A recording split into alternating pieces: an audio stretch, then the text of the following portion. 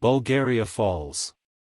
When news of Simeon's death reached Serbia, the Serbs successfully threw off Bulgarian rule and restored an independent state under Chaslav Klanimirović, ca. 927, ca. 960, who immediately allied himself with Byzantium.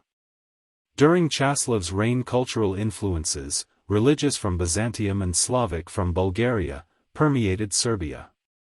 Despite later efforts by the Roman Catholic Church to win the Serbs for Western Christendom, the Slavic Orthodox Christianization that accelerated during this period virtually guaranteed the Serbs lasting membership in Orthodox civilization.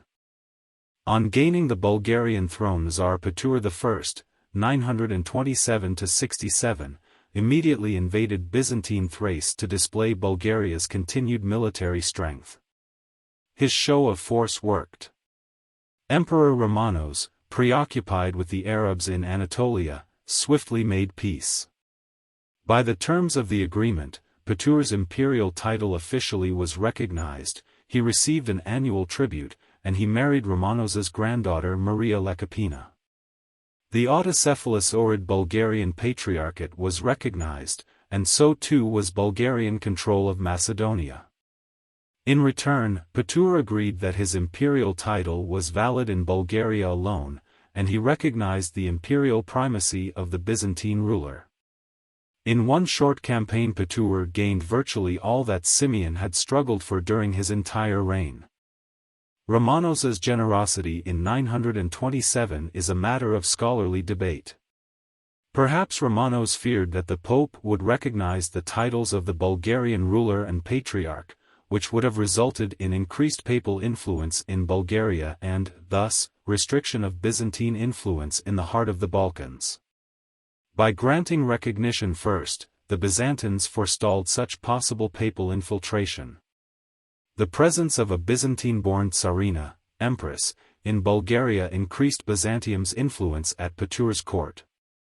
Bulgarian officials began using Byzantine court titles, although the underdeveloped nature of the Bulgarian bureaucracy at the time makes it unlikely that they conducted the same duties as their titular Byzantine counterparts.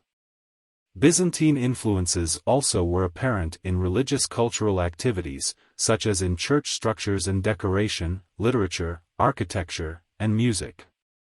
These developments, however, appear almost wholly confined to court circles surrounding Maria Lekapina and did not filter down to the general population in the forms of heretical religious movements or anti-government opposition, as some socialist scholars once contended. Little is known concretely about much of Petur's reign. Until the final years, virtually everything written about his Bulgaria is somewhat conjectural. Extant evidence indicates that pagan religious practices and the number of ethnic Bulgars declined to insignificance. Only Orthodox Slavic Bulgarians appear in the sources. Slavic-speaking Christian boyar landlords held elite status in Bulgarian society, serving as officials in the central government, local provincial administrators, possibly possessing considerable autonomy depending on their distance from the capital, military commanders, and high church prelates. Important issues sometimes were dealt with by state or church councils of high officials, but these probably were not a regular part of the governing institution. The Tsar ruled both through edicts, insofar as they could be enforced on the boyars in the countryside, and through Byzantine-like law codes. Christian conversion had brought with it assorted Christian institutions. Besides the hierarchical structure of the Byzantine Orthodox Church, monasticism particularly was popular and widespread. Petur's reign apparently nourished monastic growth in both number and landholding. Bulgaria's most venerated and popular native saint, Ivan Rilski, lived during the period. He founded the greatest monastic center of medieval Bulgaria, Rila Monastery, in the wilds of the Rila Mountains sometime in the late 930s. His reputation for holiness, his renunciation of worldly materialism, and his rigorous monastic testament to his followers won him undying admiration among the common people, renown among the ruling elite, including Petur himself, and numerous imitators on all social levels. Rural peasants formed the majority in Bulgaria's population. Some were small landholders living in free villages while others were bound to large estates owned by boyars or monasteries. The proportional balance of the two within the overall rural population is undetermined. Taxes were paid in kind since Bulgaria did not mint its own coins at the time. A small urban population existed, undoubtedly including numerous foreigners, such as Greeks and Armenians. Many were involved in trade and crafts since Bulgaria's geographic location made it an important commercial transit center between Byzantium and European or Eurasian markets. In terms of acquiring goods and hard currency, trade was important for Bulgaria.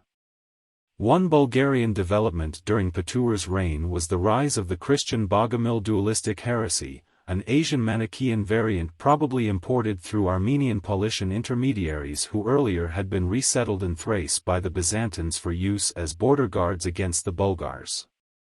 Bogomilism was founded by the mythical priest-preacher Bogomil, a name meaning, worthy of God's pity, who operated in Bulgaria. Bogomil concept spread from Bulgaria into Byzantium and then to West Asia. They also moved through the Balkans to Dalmatia and on into Italy and southern France, where they acquired new names, Pateronism, Catharism, and Albigensianism. The Bogomils certainly believed in some form of dualistic spiritual reality pitting a metaphysical, good, against a material, evil, rejected established Christian church institutions, preached the value of poverty, simplicity, and asceticism, and espoused anti-establishment concepts condemning most existing political and social institutions. Historical scholarship long held that Bogomilism became a popular vehicle for mass political and social protest among the Bulgarian peasants. Unfortunately, the only sources regarding Bogomilism were produced by its Bulgarian and Byzantine theological enemies, whose venom may have blown its popularity and significance out of proportion. Recent scholarship purports that such an elevated theological system was unlikely to have inspired the illiterate peasant population, whose religious beliefs traditionally were tied to elemental materialism. No evidence exists for Bulgarian Bogomils leading or massively participating in any known political or social protests. In fact, no sources prove that Bogomilism actually enjoyed a mass following. It appears that the heresy was confined to a small number of literate believers scattered throughout Bulgaria who played an active role in propagating dualist concepts among others of their ilk in the Central and Western Balkans. The Bogomils probably were little more than a nuisance to the devout religious and state authorities. Petur's good relations with Byzantium did not prevent Byzantine efforts to reduce Bulgaria's presence in the Balkans. During Petur's reign the Byzantines rebuilt their old alliance with the Magyars, who now occupied the Pannonian Plain to Bulgaria's north. This union again threatened Bulgaria with a possible coordinated attack on two fronts. The death knell of the First Bulgarian Empire, however, did not originate in that alliance but in another forged by Byzantine Emperor Nikephoros II, Phokas, 963–69, with the rising state of the Kievan Rus on the Ukrainian steppe to Bulgaria's northeast. An outstanding general and leader, Nikephoros brought Byzantium exceptional military successes, recovering Crete from the Arabs in 961 and conducting a series of victorious campaigns against the Arabs in the east. Personally, he was an ascetic who patronized the emergence of organized monasticism on Mount Athos, the holy mountain in the Chalcedon Peninsula east of Thessaloniki. In the centuries that followed, the monasteries of Mount Athos collectively evolved into the greatest and most influential religious center in the Orthodox world. The Athonite monastic communities became the recruiting ground for patriarchs, set the trends in most Orthodox cultural spheres, art, literature, architecture, and imposed their precepts indelibly on the Church in general. All Orthodox states eventually founded their own monastic communities on Athos, linking themselves to the most important existing wellspring of official Orthodox culture. Fresh from victories in the East, in 965 Nikephoros refused Petur the annual tribute stipulated in the 927 treaty and mobilized his Balkan forces in Thrace against Bulgaria. He called on his Rus ally Sviatoslav, 962–72, to harry the Bulgarians from the north. Sviatoslav did more than requested. In 967 his troops crushed the Bulgarians and occupied extensive Bulgarian territories. Petur suffered a stroke and abdicated, dying in 969. Nikephoros became concerned over Sviatoslav's decision to remain in Bulgaria, which was not part of their arrangement. To speed a Rus withdrawal, Nikephoros released Petur's son, a hostage in Constantinople, who returned to Preslav and immediately was hailed by the Boyars as Tsar Boris II, 967–71. He served as a Byzantine client charged with expelling Sviatoslav from his Balkan foothold. Boris was in no position to do the job on his own, so Nikephoros, again preoccupied with eastern affairs, summoned the Pechenegs to attack Sviatoslav in the rear. Their assault on Kiev forced the Rus ruler to retire northward, but, contrary to expectations, Sviatoslav defeated them. Attracted to the wealth and civilization of Bulgaria, he swiftly returned, capturing Preslav, reducing Boris to a subservient vassal, and incorporating Bulgarian forces into his army. Meanwhile, Nikephoros was replaced as emperor by another general, John I, Tsimisks, 969–76, who, tiring of Sviatoslav's activities in Bulgaria and Thrace, determined to expel him completely from the Balkans. In 971 Tsimisks sent a fleet to the Danube while he led his army against Sviatoslav from the south, easily traversing the unguarded Balkan mountains and taking Preslav. The impotent Tsar Boris was captured and Sviatoslav's forces were bottled in the Danube River port city of Silistra. Rus' efforts to break the Byzantine siege in open battle failed, forcing Sviatoslav to surrender on terms. The Rus ruler was permitted to withdraw as a «friend» of Byzantium in return for agreeing never again to attempt a permanent lodgment in the Balkans. The Rus episode was a disaster for the Bulgarian state. Boris was paraded through the streets of Constantinople as part of Tsimisks's official triumph and subsequently publicly divested of his imperial regalia. The autocephalous Bulgarian Ohrid Patriarchate was abolished, reduced to an archbishopric, and placed under the authority of the Patriarchate of Constantinople. Bulgaria itself was dismembered. Tsimisks annexed its eastern regions, Misha and Dobrudza, and integrated them directly into the Byzantine administrative system. By this time the Magyars had stripped away all of Bulgaria's Pannonian and Transylvanian holdings, leaving Wallachia an administrative no-man's land. Only the western regions centered on Macedonia remained in Bulgarian hands. Western Bulgaria largely was unaffected by the Rus invasion and Tsimisks's conquests. Tsimisks made no effort to extend his authority into the region, and soon his full attention once again turned to the perennial Arab problem in the east. Beyond manning the Bulgarian forts along the lower Danube and installing two military governors in Misha and Dobrudza, there apparently was little direct Byzantine presence in annexed eastern Bulgaria, and in Macedonia the Bulgarians virtually were independent. Bulgarian leadership in Macedonia coalesced around a certain Count Nicholas's four sons, David, Moise, Aaron, and Samuel. Wary of the talented military emperor, the brothers waited for Tsimisks to die in 976 before moving to unite all of the western Bulgarian lands under their collective authority. Word of their activities reached former Tsar Boris II and his brother Roman, captives in Constantinople since the 971 debacle. They escaped and set out for Macedonia, but Boris was killed by a Bulgarian border guard who failed to recognize him. Roman may have been accepted as ruler by the four brothers, but this is uncertain. By 988, however, Samuel alone ruled over western Bulgaria. Although modern Macedonian nationalists claim Samuel's state as their own, there is no historical support for the assertion. Macedonia was strictly a geographical term at the time. Samuel himself called his state Bulgarian, as did his Byzantine enemies.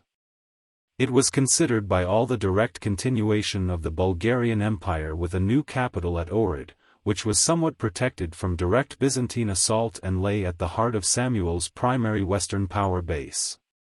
A seemingly conclusive argument for Samuel's conscious sense of Bulgarian continuity was his re-establishment of the Bulgarian Ohrid Patriarchate and appointment to its seat of the prelate who had held patriarchal office at the time of Tzimisk's conquest of eastern Bulgaria. Tzimisk's earlier humiliation of the Bulgarian Tsar made it impossible for his imperial successors to accept the old Byzantine-Bulgarian imperial relationship of near equality, and an independent Bulgaria was considered unacceptable. The Byzantines grew even more determined to obliterate Samuel's state after he attacked the regions of Thessaloniki and Thessaly in the late 970s. Taking advantage of a civil war over the succession to the Byzantine throne, Samuel moved to expand his control over all of the western Bulgarian lands, and his success in pushing as far south as Thessaly spoke for a collapse of Byzantine authority in the central Balkans.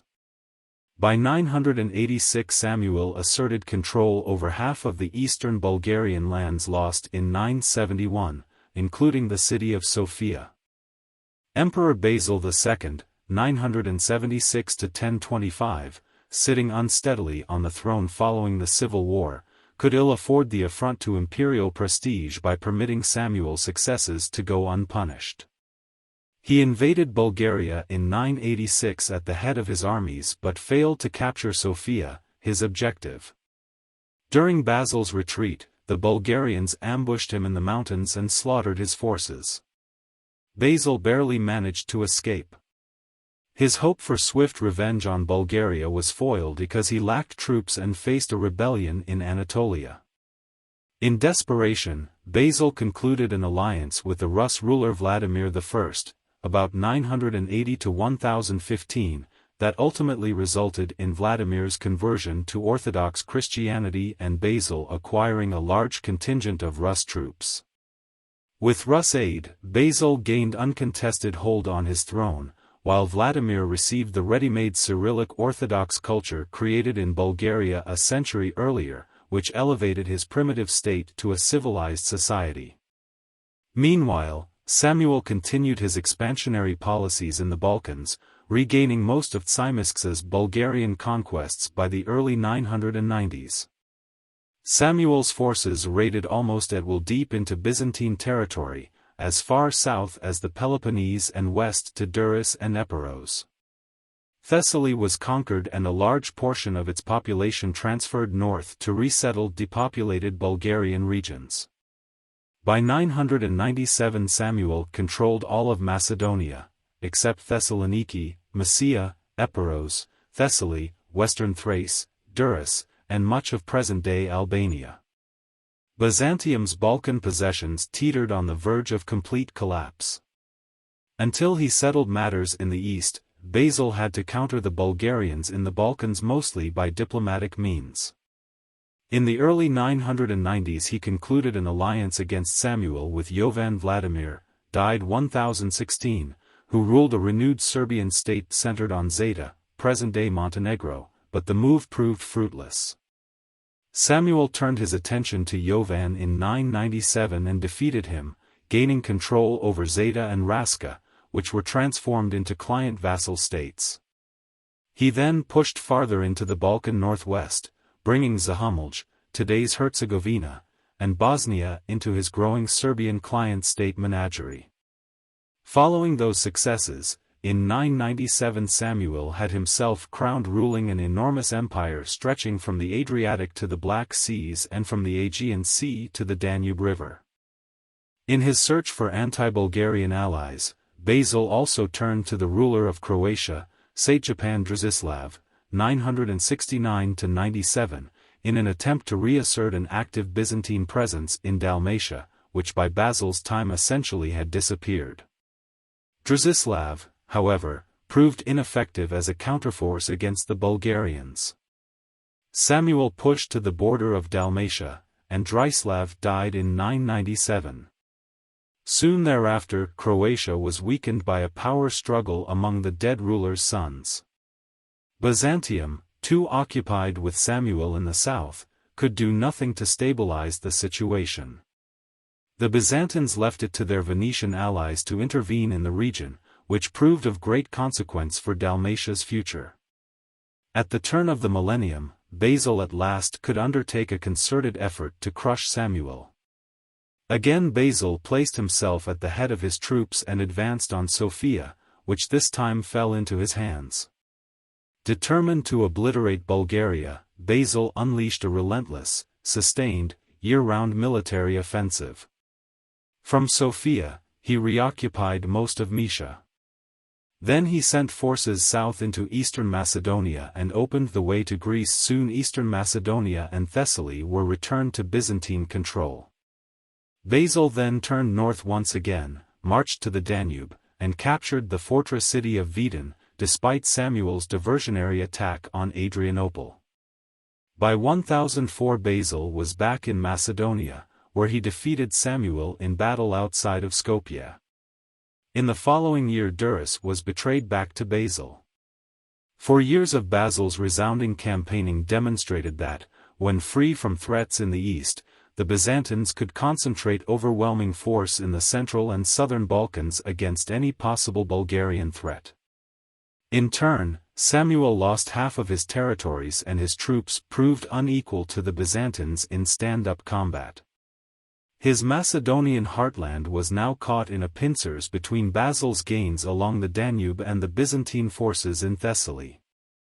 After 1005 the war dragged on for another decade, but its details are lacking. Finally, in 1014 Samuel was forced to make a stand with his main army in a fortified position blocking the Belisitsa pass through the eastern Macedonian mountains. Basil attacked, found a way to outflank the Bulgarian position and crushed Samuel's forces. Although the Bulgarian ruler escaped, some 14,000 of his men were said to have been captured. Basil supposedly had them blinded, except for 1 out of every 100 men, who was spared one eye so that he could lead the rest back to Samuel's camp. Samuel, stricken by the sight of his blinded army, suffered a massive stroke and died 2 days later. The victory and its grisly aftermath won Basil the sobriquet of Bulgaroktounos, the Bulgar killer. Some recent scholarship dismisses the blinding story as a fiction concocted nearly 2 centuries after the fact.